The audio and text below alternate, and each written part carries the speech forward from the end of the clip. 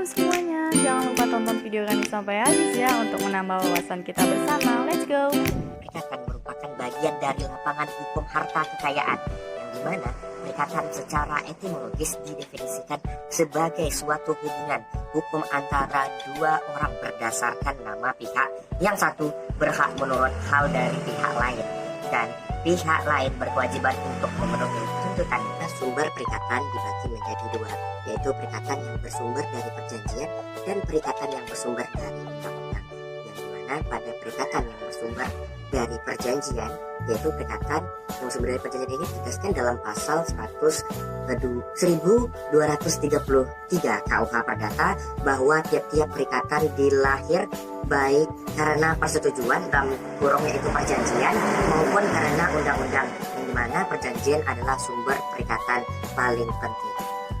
Dan sedangkan pada perikatan yang bersumber dari undang-undang, yang dimana undang-undang sebagai sumber perikatan dibedakan menjadi dua, yang dimana undang-undang semata-mata dan undang-undang dalam kaitannya dengan perbuatan orang, dan perikatan yang lahir dari undang-undang semata adalah perikatan yang kewajiban di dalam langsung diperintahkan oleh undang-undang. Ada 4 unsur penting yang terdapat di dalam hukum perikatan.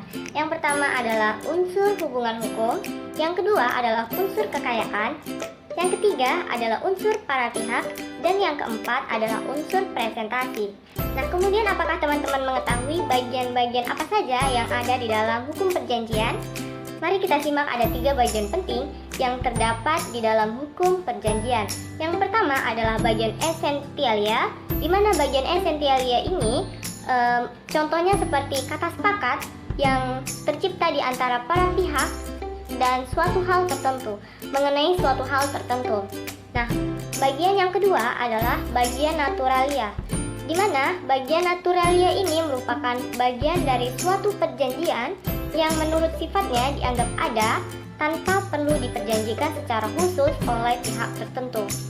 Nah, kemudian bagian yang terakhir adalah bagian accidentalia, di mana bagian accidentalia ini memiliki contoh yaitu seperti penentuan jangka waktu pembayaran, kemudian pilihan domisili, pilihan hukum, dan cara penyerahan barang. Ketentuan-ketentuan umum hukum perikatan: A. Skol tanpa haptung, B. Skol dengan haptung terbatas, C. Haptung dengan skol pada orang lain.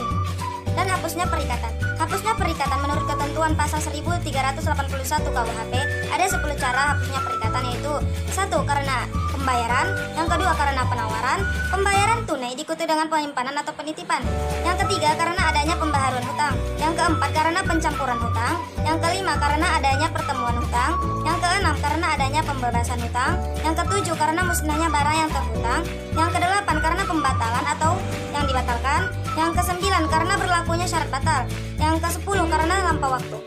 Terima kasih buat teman-teman yang udah nonton sampai habis video kami. Jangan lupa tersenyum, bersyukur, dan jaga kesehatan selalu ya. Assalamualaikum.